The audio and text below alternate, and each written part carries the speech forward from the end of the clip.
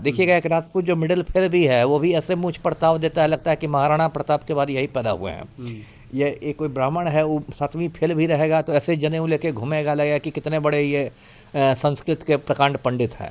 तो एक तरह का जातीय अहंकार आ गया। और जब भी इन लोग को लगता है कि दलित और बहुजनों के पक्ष में कोई कानून बन रहा है, उनके पक्ष में कोई फैसला आ रहा है, तो इन लोग को एकदम मिर्ची लग जाती है और ये लोग उसके मतलब खिलाफ हो जाते हैं। एक रहोगे तो सेफ रहोगे, और ये लोग बहुत सारा नारा देते हैं, लेकिन जब एक होने की बात आती है, जब इक्वालिटी की बात है तो इन लोगों के दर्द होने लगता है सर। इसी को तो पाखंड कहते हैं। ये जो अगड़ी जाति के लोग हैं, मैंने कहा ज़्यादातर लोग पाखंडी हैं। जब आरक्षण के खिलाफ ये लोग बोलते हैं ना, तो इनको जाति प्रथा के सारे दुर्गुण दिखाई देते हैं। और जब अपनी बेटी के लिए लड़का खोजते हैं ना, तो अपनी ही जाति में खोजते हैं। तब कोई भूमिहार अपनी बेटी की शादी दुसाध से करने नहीं जाएगा, तब कोई राजपूत अपनी बेटी की शादी मुसहर से करने नहीं जाएगा, तब उसके लिए जाति प्रथा ही सब कुछ हो जाएगी। यूनिवर्सिटी और कॉलेजों में भेदभाव को रोकने के लिए बनाए गए हैं, और मैं इन दिशा निर्देशों का बहुत स्वागत करता हूँ।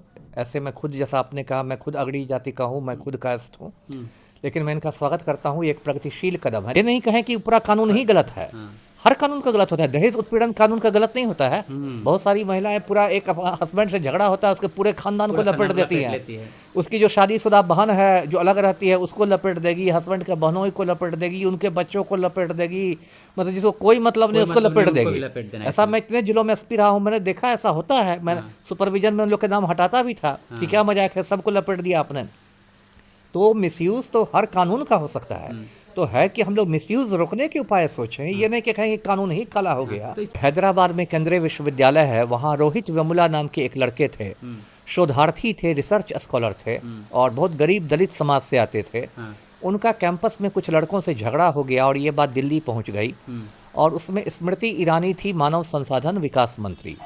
तो मानव संसाधन मंत्रालय ने क्या किया कि रोहित वेमुला का फेलोशिप बंद कर दिया। जो उनको छात्रवृत्ति मिलती थी उस पर रोक लगा दी गई। अब वो गरीब परिवार के थे, दलित परिवार के थे, तो रोहित वेमुला हताशा में चले गए, उन्होंने आत्महत्या कर ली, सुसाइड कर लिया। अगड़ी जाति के लोग जो सवर्ण हिंदू होते हैं उसमें से ज़्यादातर लोग आँख मूंद के बीजेपी को वोट देते हैं, और इसमें से ज़्यादातर सवर्ण हिंदुओं का ये सपना रहता है कि मुसलमानों का मताधिकार छिना जाए और दलितों का आरक्षण छिना जाए। और उनको लगता था कि मोदी जी कहीं ना कहीं उनका सपना साकार कर देंगे। तो एकदम मोदी जी तो उनके हीरो बन गए थे। मोदी जी कुछ भी करते थे तो मास्टर स्ट्रोक होता था। एकदम मोदी जी का 56 इंच का सीना था और जय श्री राम हो रहा था। और अचानक यूजीसी के दिशा निर्देश आए और लगा कि इसमें तो सवर्ण फंस जाएंगे, तब इन्होंने रातों रात पलटी मारी है। और अब सोशल मीडिया पर आप देखेंगे कि मोदी को तेली कहा जा रहा है, और कहा जा रहा है कि तेली का मुंह देखना शुभ होता है। इसमें शिकायत दर्ज होगी यदि किसी के साथ जाति के आधार पर, धर्म के आधार पर, लिंग के आधार पर, या उसकी विकलांगता के आधार पर, ये सब के आधार पर यदि भेदभाव होता है, उसका उत्पीड़न होता है, शिकायत दर्ज होगी। शिकायत को यदि सही पाया जाएगा तो दोषी को सख्त सजा दी जाएगी। जरूरत पड़ने पर पुलिस में मामला दर्ज होगा, नहीं तो उसको कॉलेज से निकाला जा सकता है, यूनिवर्सिटी से हटाया जा सकता है। मतलब बहुत सख्त प्रावधान है। यूजीसी के नए नियम 15 जनवरी 2026 से लागू हो गए हैं। जैसे ही लागू हुए जो है एक तबका, एक फॉरवर्ड समाज के लोग जो है रोड पर आकर के जो है विरोध में प्रदर्शन कर रहे हैं और कह रहे हैं कि काला कानून जो है इसको वापस लिया जाए। काला कानून जो है इसका नाम दे रहे हैं और लगातार जो है विरोध कर रहे हैं। वही 90% जो तबका है इसका समर्थन कर रहे हैं, और पूरा जो है एक तरह से कह सकते हैं कि 2 हिस्सों में जो है भारत बट गया है। भारत के लोग जो है 2 हिस्सों में एकदम बट गए हैं, अलग अलग हो गए हैं। हमारे साथ पूर्व IPS अमिताभ दास जी हैं। आपको बता दें कि पूर्व IPS अमिताभ दास जी जो है स्वर्ण समाज से आते हैं, और इनका क्या थॉट है, इनका क्या सोच है यूजीसी जो नियम आई है उसको लेकर के इनसे बातचीत करें। सबसे पहले सर स्वागत है आपका। जी बहुत धन्यवाद आपका, थैंक यू। सर क्या सोचते हैं यूजीसी के जो नए नियम लागू हुए उस पर आप क्या सोचते हैं? आप स्वर्ण समाज से आते हैं, आपकी क्या सोच है? देखिए बता दूं कि यूजीसी के नए दिशा निर्देश जो हैं वो 13 जनवरी को लागू हुए हैं। मतलब आज से मोटा मोटी 13 दिन पहले लागू हुए हैं। और ये जो दिशा निर्देश हैं ये यूनिवर्सिटी और कॉलेजों में भेदभाव को रोकने के लिए बनाए गए हैं, और मैं इन दिशा निर्देशों का बहुत स्वागत करता हूँ।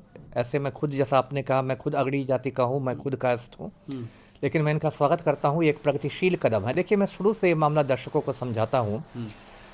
देखिए यूजीसी का मतलब होता है यूनिवर्सिटी ग्रांट्स कमीशन, हिंदी में इसको कहते हैं विश्वविद्यालय अनुदान आयोग।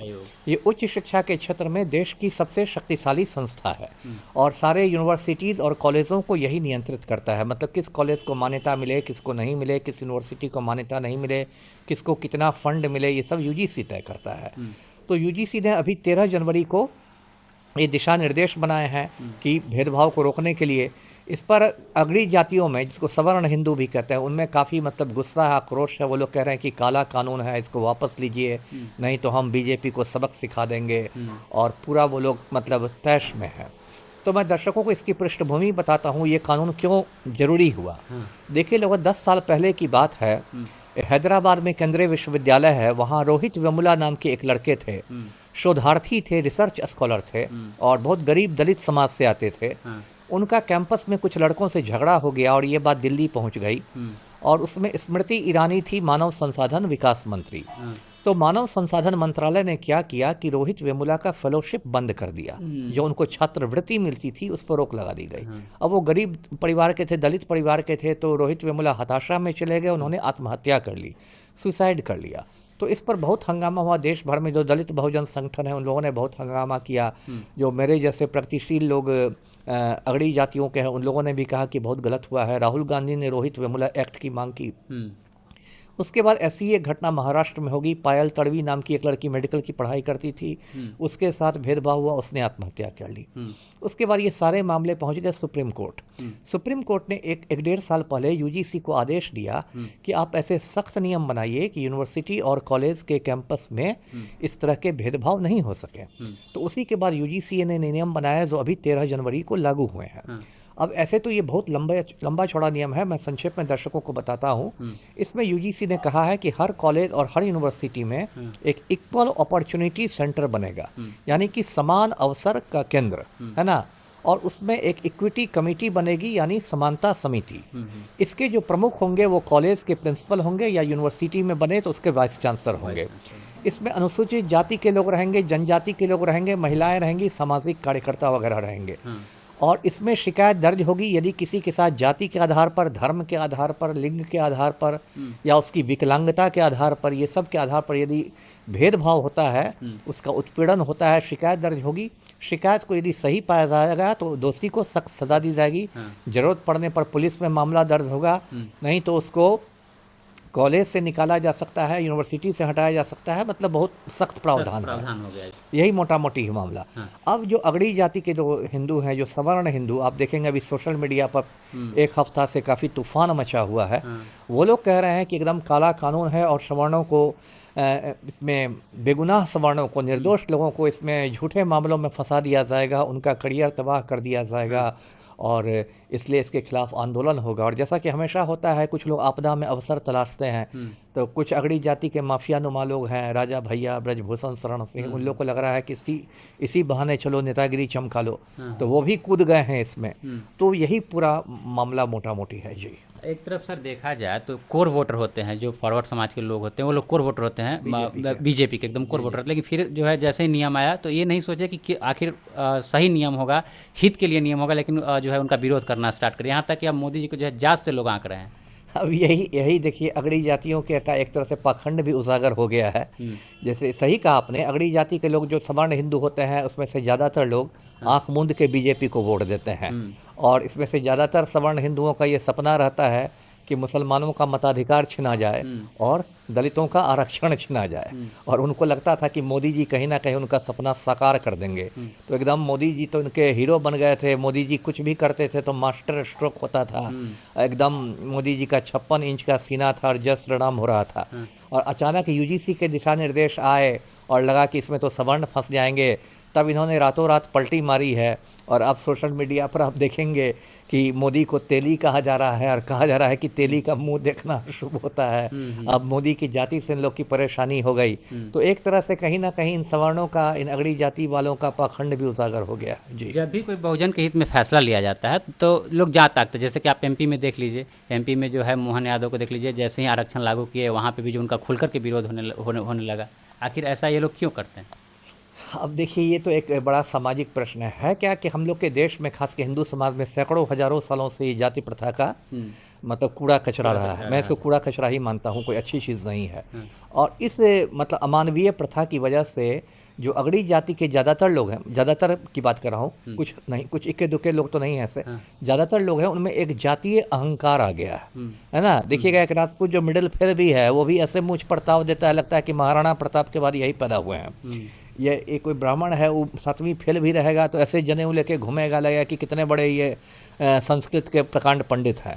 तो एक तरह का जातीय अहंकार आ गया। और जब भी इन लोग को लगता है कि दलित और बहुजनों के पक्ष में कोई कानून बन रहा है, उनके पक्ष में कोई फैसला आ रहा है, तो इन लोग को एकदम मिर्ची लग जाती है और ये लोग उसके मतलब खिलाफ हो जाते हैं। जी, ये लोग कहते हैं एक रहोगे तो सेफ रहोगे, और ये लोग बहुत सारा नारा देते हैं, लेकिन जब एक होने की बात आती है, जब इक्वालिटी की बात आती है, तो इन लोग के दर्द होने लगता है सर। इसी को तो पाखंड कहते हैं। ये जो अगड़ी जाति के लोग हैं, मैंने कहा ज़्यादातर लोग पाखंडी हैं। जब आरक्षण के खिलाफ ये लोग बोलते हैं ना, तो इनको जाति प्रथा के सारे दुर्गुण दिखाई देते हैं। और जब अपनी बेटी के लिए लड़का खोजते हैं ना, तो अपनी ही जाति में खोजते हैं। तब कोई भूमिहार अपनी बेटी की शादी दुसाध से करने नहीं जाएगा, तब कोई राजपूत अपनी बेटी की शादी मुसहर से करने नहीं जाएगा, तब उसके लिए जाति प्रथा ही सब कुछ हो जाएगी। लेकिन जब आरक्षण का विरोध करेगा, तब एकदम जाति पर अटैक करने लगेगा। तो ये पाखंड है, दोहरे मापदंड है। यही लोग तो हिंदू राष्ट्र की भी मांग करते हैं, ऐसे कैसे हिंदू राष्ट्र? अब आप समझ जाइए आप। अब तो हिंदू राष्ट्र की सब हवा निकल गई ना। अब तो पता चल गया ना कि हिंदू राष्ट्र बनेगा, तब आप दलितों और बहुजनों के साथ क्या सलूक कीजिएगा। जैसी इक्वालिटी की बात है, जैसे ही पेट में दर्द तब होने लगा, पेट में मोहरा स्टार्ट हो गया। अब तो जनेऊ जिहाद शुरू हो गया, है ना। अब तो जनेऊ जिहाद शुरू हो गया ना, इसी को ना जनेऊ जिहाद कहते हैं। ये लोग की मानसिकता का क्या चाहते हैं? मतलब समाज में एक समानता जो समान नहीं देखना चाहता, सबको यही नहीं देखना। वही मैंने कहा, इसी को जातीय अहंकार कहते हैं। देखिए कहावत है ना कि रस्सी जल जाती है लेकिन ऐठन नहीं जाती आप है। भी तो सर फॉरवर्ड समाज है, आपका तो ऐसा मानसिकता नहीं है। अब ये मैं नहीं करा कि सारे फॉरवर्ड एक ही हैं। विश्वनाथ प्रताप सिंह भी फॉरवर्ड थे, राजपूत थे ना, उन्होंने मंडल आयोग को लागू किया ना, पिछड़ी जाति से तो नहीं आते थे। वीपी सिंह राजपूत थे, लेकिन उनको मंडल मसीहा के रूप में याद किया जाता है। तो ऐसा नहीं है कि सारे अगड़ी जातियों का दिमाग खराब ही हो गया है। कुछ लोग हैं जिन्होंने, मैंने खुद अम्बेडकर को बहुत पढ़ा है, प्रगतिशील साहित्य पढ़ा है, मैं वामपंथी हूँ, लेफ्टिस्ट हूँ, मैं समाज में समता चाहता हूँ, तो ऐसा है। लेकिन ज़्यादातर की मैं जो बात करता हूँ, वो ज़्यादातर लोग जातीय अहंकार से ग्रस्त हैं। वो कभी नहीं चाहेंगे कि दलित और बहुजन उनकी बराबरी कर लें। जी, आप सर आईपीएस रहे हैं, तो आप तो बहुत बारीकी से देखे होंगे भेदभाव के, समाज के जो है भेदभाव को देखे होंगे। नहीं, उसके भेदभाव देखने के लिए आईपीएस बनने की जरूरत नहीं है। कोई भी जो संवेदनशील व्यक्ति रहेगा, वो समाज में रोज़ाना भेदभाव होता है। रोजाना तो जाते होंगे ना आईपीएस के पास। वो तो अलग चीज़ है, वो तो कानूनी बात हो गई। कि एफआईआर जब होगा तब आप देखेंगे, वो तो एक अलग है। वो तो मैं SC/ST सेल में भी था, PID में, वो तो एक अलग हो गया। लेकिन ऐसे भेदभाव देखने के लिए तो एक आम नागरिक भी भेदभाव महसूस कर सकता है, यदि उसमें संवेदना बची हो तो। जी, सर आखिरी सवाल कि इसका दुरुपयोग जो है क्या क्या हो सकता है, ये बता दीजिए थोड़ा। देखिए इसका दुरुपयोग, लोग दुरुपयोग के लिए ही लोग डर रहे हैं फॉरवर्ड। दुरुपयोग देखिए एक ही हो सकता है कि किसी निर्दोष व्यक्ति को भी इसमें लपेट दिया जाए, यही ना दुरुपयोग होगा। और कौन दुरुपयोग होगा? तो लोगों का यही कहना है कि इसका दुरुपयोग होगा, लोगों को मेरा ये कहना है कि दुनिया का हर कानून जो है उसका दुरुपयोग हो सकता है। एक उदाहरण मैं देता हूँ, राष्ट्रीय सुरक्षा कानून इस देश में बहुत सख्त कानून है, NSA। राष्ट्रीय सुरक्षा कानून बनाया गया था आतंकियों और माफिया पर अंकुश लगाने के लिए। अभी उसमें अंदर कौन है? सोनम वांगचुक, है ना, जो एक महान वैज्ञानिक हैं, दुनिया भर में उनकी इज्जत है, एक गांधीवादी आदमी है, कई मेडलिस्ट भी रहे हैं, मैग्सेसे अवार्ड मिल चुका है, वैज्ञानिक हैं, है ना, गांधीवादी हैं, शांतिपूर्ण आंदोलन करते हैं, और उनको राष्ट्रीय सुरक्षा पर खतरा करके जोधपुर जेल में बंद कर दिया गया। तो ये भी मिसयूज है। तो क्या कभी इन लोगों ने मांग की है, इन लोगों ने कि राष्ट्रीय सुरक्षा कानून खत्म कर दिया जाए? उस समय तो मांग नहीं होती है। तो असली मुद्दा मेरा कहना है कि ठीक है, दुरुपयोग किसी भी कानून का नहीं होना चाहिए, लेकिन दुरुपयोग रोकने के हम उपाय सोचें। ये नहीं कहें कि पूरा कानून ही गलत है। हर कानून का गलत होता है। दहेज उत्पीड़न कानून का गलत नहीं होता है। बहुत सारी महिलाएं, पूरा एक हस्बैंड से झगड़ा होता है, उसके पूरे खानदान को लपेट देती हैं। उसकी जो शादीशुदा बहन है जो अलग रहती है, उसको लपेट देगी, हस्बैंड के बहनों को लपेट देगी, उनके बच्चों को लपेट देगी, मतलब जिसको कोई मतलब नहीं उसको लपेट देगी। ऐसा मैं इतने जिलों में SP रहा हूँ, मैंने देखा ऐसा होता है। मैं सुपरविजन में उन लोग के नाम हटाता भी था कि क्या मजाक है, सबको लपेट दिया आपने। तो मिसयूज तो हर कानून का हो सकता है। तो है कि हम लोग मिसयूज रोकने के उपाय सोचें, ये नहीं कि कहें कि कानून ही काला हो गया। तो इसमें सर जो नए नियम है, तो उसमें जांच होगी ना, उसके बाद अगर जांच होगी, वही मैंने पाया जाएगा तब उनको जो हटाया जाएगा। वही मैंने कहा ना कि ये तो एक प्रक्रिया के द्वारा होगी ना। ऐसा और जांच होगी तो जिस पर आरोप लगेगा उसको भी अपना पक्ष रखने का मौका दिया जाएगा। ऐसा तो नहीं कि सीधे हाँ भाई आरोप लगा दिया, हटा दिया, हाँ तो निकाल दिया, ऐसा तो नहीं है। उसको भी, ये तो देखिए दुनिया भर में प्राकृतिक न्याय का सिद्धांत है ना कि जिस पर आरोप लगता है उसको भी अपना पक्ष रखने का मौका मिलता है। और एक बात है कि ऐसा तो नहीं कि अगड़ी जाति के सारे लोगों को भगा दिया गया। जैसे कहा गया है कि उस कमेटी का चेयरमैन कॉलेज का प्रिंसिपल होगा। अब आप कल्पना कीजिए कि कोई राजपूत ही प्रिंसिपल होगा या कोई ब्राह्मण प्रिंसिपल होगा, तो वो उसका चेयरमैन रहेगा ना समिति का। तो ऐसा तो नहीं कि सारी अगड़ी जाति के लोगों को भगा ही दिया गया है। तो ये सब बातें समझना चाहिए, लेकिन और जातीय अहंकार, देखिए समस्या यह है कि लोग रहते हैं 21वीं सदी में और मानसिकता उनकी 13वीं सदी से आगे बढ़े ही नहीं है ना। बात करते हैं बड़ी बड़ी, दुनिया अंतरिक्ष युग में चला गया है ना। और ये लोग जनेऊ और तलवार से बाहर ही नहीं निकलते व्यवस्था में जो है ना। कोई जनेऊ ही को लेके घूम रहा है, कोई तलवार ही की धार तेज कर रहा है, तो ऐसे कैसे चलेगा जी। चलिए, बहुत बहुत धन्यवाद जी। तो हमारे साथ पूर्व IPS अमिताभ दास जी थे। तमाम तरह की बातों पर जो है उन्हें UGC को बहुत अच्छे से समझाया, उन पर बात रखा, बेबाकी से बात रखा, और खास करके ये बात है कि फॉरवर्ड समाज से आते हैं और UGC का जो है समर्थन कर रहे हैं, स्वागत कर रहे हैं। आपकी क्या प्रतिक्रिया UGC को लेकर के, प्रतिक्रिया कमेंट में लिख दीजिएगा, कमेंट बॉक्स खुला है। देखते रहिए पब्लिक हार्ट। मैं अभिषेक, बहुत बहुत धन्यवाद।